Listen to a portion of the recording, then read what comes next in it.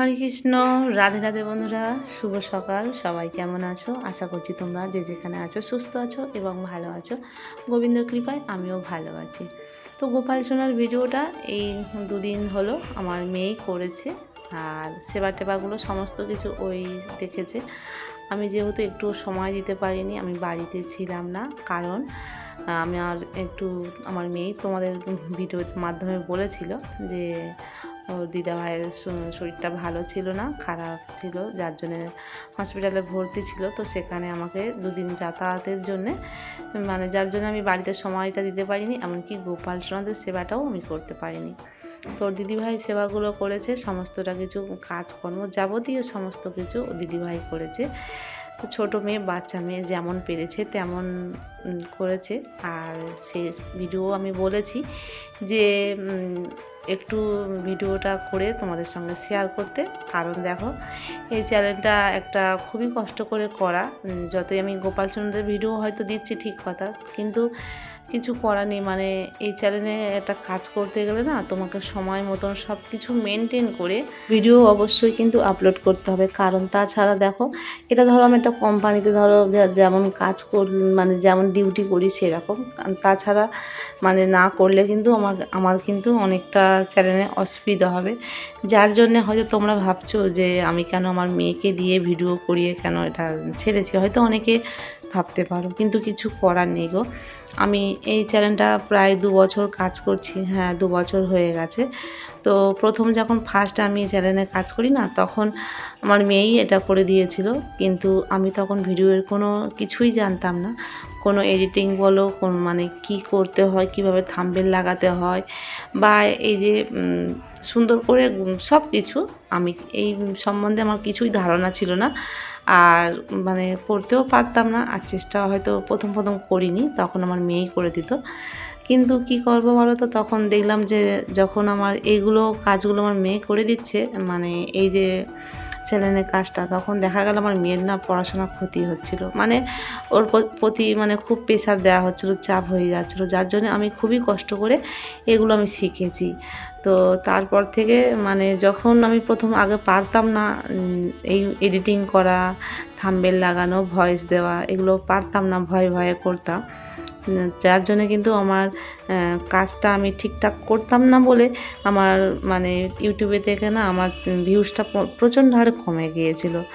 তো সেই জন্য সেখান থেকে আমি খুবই আগ্রহ করে এগুলো শিখেছি, আর তারপরে আমি করি। তো সেই জন্যে আমি ব্যস্ত ছিলাম বলে আমার অসুবিধা ছিল বলে আমার মেয়েই ভিডিওগুলো করেছে, আর ও ভয়েস করে তোমাদের সঙ্গে শেয়ার করেছে।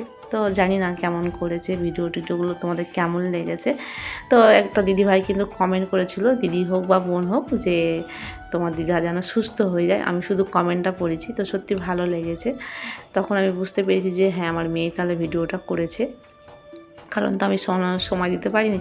আর তাছাড়া দেখো, আমার মেয়ে কিন্তু এমনি, আমি হয়তো এই ভিডিওগুলো করি, কিন্তু মাঝে মধ্যে কিন্তু আমার মেয়েই গোপাল সোনার সেবা দেয়, সমস্তটা কিছু করে, সেগুলো ভিডিও করে রেখে দেয়। আমিও কিন্তু সেগুলো তোমাদের সঙ্গে ভয়েস দিয়ে শেয়ার করি। ও এগুলো কিন্তু ছোট থেকে করে, গোপাল সোনার সেবা টেবা সমস্ত কাজকর্ম ওকে দিয়ে আমি করাই, কারণ এগুলো তো ওদের বাড়িতে করা অবশ্যই দরকার। আর ভগবানের সেবা কাজে থেকে সবাই থাকা দরকার, সবাইকে করা উচিত। ছোট বলে বা বড় বলে যে করব না, এরকম কোনো কথা না, সবাইকে সেবাটা দিতে হবে। তো দেখো, ও দিদিভাই যেমন পেরেছে, সত্যি বলতে গেলে আমি তো কদিন ছিলাম না, আমার মনটা খুবই খারাপ, কারণ মা এদিকে অসুস্থ ছিল, তার উপরে আমার বাড়ির কাজকর্ম অনেকটা সমস্তটা কিছু এলোমেলোভাবে ছিল, কারণ ও তো ছোটো, সমস্তটা কিছু গুছিয়ে গাছিয়েও কাজকর্ম করতে হয়তো পেরে উঠতে পারবে না। তাছাড়া দেখো, এমনি যারা নর্মাল বাড়িতে রয়েছে, যারা এমনি নর্মালভাবে ভগবানের সেবা দাও, তাদের বিষয়টা আলাদা, কিন্তু আমাদের তো সম্পূর্ণ আলাদা। আমাদের ভগবানের নিয়মিত সমস্তটা টাইমে সেবা দিতে হবে, ভোগ লাগাতে হবে, এই যে স্নান টান করানো, এগুলো কিন্তু একটা সময় ধরে করতে হয়। যারা হয়তো করে তারাই একমাত্রটা বোঝে যে কতটা সময় লাগে। এমনিতে অনেকেই তো এমনকি গোপাল সেবা করতে গেলে ভয় পায়, কারণ তারা ভাবে যে অনেকটা সময় দিতে হয়, এই সময়টা আমাদের হাতে নেই। সত্যি গো, সময় লাগে, সময়টা অনেকটাই লাগে। তো যাই হোক, আমার ছোট্ট মেয়ে, মানে আমি বাড়ি ছিলাম না, যেমন পেরেছে তেমনটাই ভিডিও করেছে। তো পেঁপেটা 2 দিন ছিল, 2-3 দিন ছিল, ওর পিসিমণিরা দিয়েছিল। তো পেঁপেটা পেকে গিয়েছিলো। তো আমরা বাড়িতে সত্যি বলতে ছিলাম না, আর কিছু জোগাড় করে উঠতে পারিনি। তো সকালবেলা স্নান টান করিয়ে ফল দেওয়া হয়েছে। পেঁপেটা পেকে গিয়েছিলো, তো দিদিভাই রান্না করে দিয়েছে। তো তোমরা প্লিজ ভিডিওগুলো দেখো, আমার মেয়েটা যেমন পেরেছে তেমন করেছে। আর আরেকটা কথা বলি, সামনে কিন্তু অক্ষয় তৃতীয়া আসছে। তোমরা অক্ষয় তৃতীয়াতে যেমন মানে গোপাল সোনা বা ভগবান আছে, রাধাকৃষ্ণ রয়েছে, তোমরা অবশ্যই করে চন্দনের লেপন দেবে। চন্দন যাত্রা শুরু হবে অক্ষয় তৃতীয়া থেকে। আর অক্ষয় তৃতীয়া তো মানে জানো যে প্রত্যেকে খুবই শুভ দিন, একটা বিশেষ দিন। মানে এই দিনে যা কিছু করবে, মানে আমরা প্রত্যেক বছরই বলি যে ডিসকাউন্ট মানে কি মেলে, তো অধিক ফল পাওয়া যাবে। সব কিছু ভালো থেকে শুরু করবে, মানে খারাপ কোনো কিছু করবে না। অনেকে ওই দিনে দান ধান করে, অনেক কিছু করে, তবে হ্যাঁ, দান করাটা ওই দিনে খুবই ভালো। অবশ্যই করে ওই দিনে এমনি ভগবানের সেবাটাও সুন্দর করে দেবে, ভগবানের নাম বেশি করে করবে।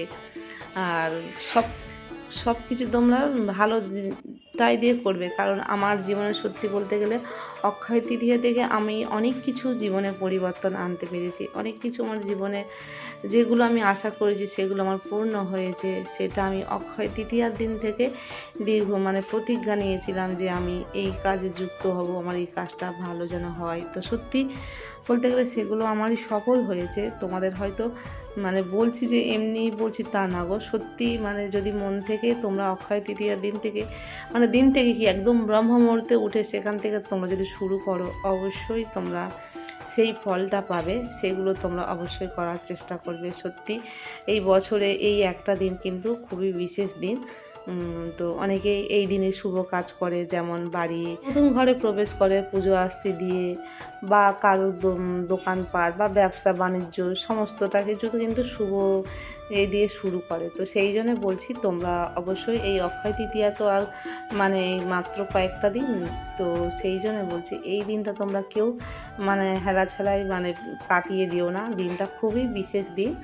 তো সেই জন্য তোমরা অবশ্যই ভালোভাবে দিনটাকে কাটাও। আর আরেকটা ভিডিও আমি পরের দিনে করব অক্ষয় তৃতীয়ার সম্বন্ধে, আমার জীবনে কি কি পরিবর্তন করেছি সেগুলো তোমাদের সঙ্গে শেয়ার করব। তো ছোট্ট করে গোপাল সোনার সকালের ভিডিওটা আমার মেয়ে করে রেখেছিল, আমি একটু ভয়েস দিয়ে তোমাদের সঙ্গে শেয়ার করলাম।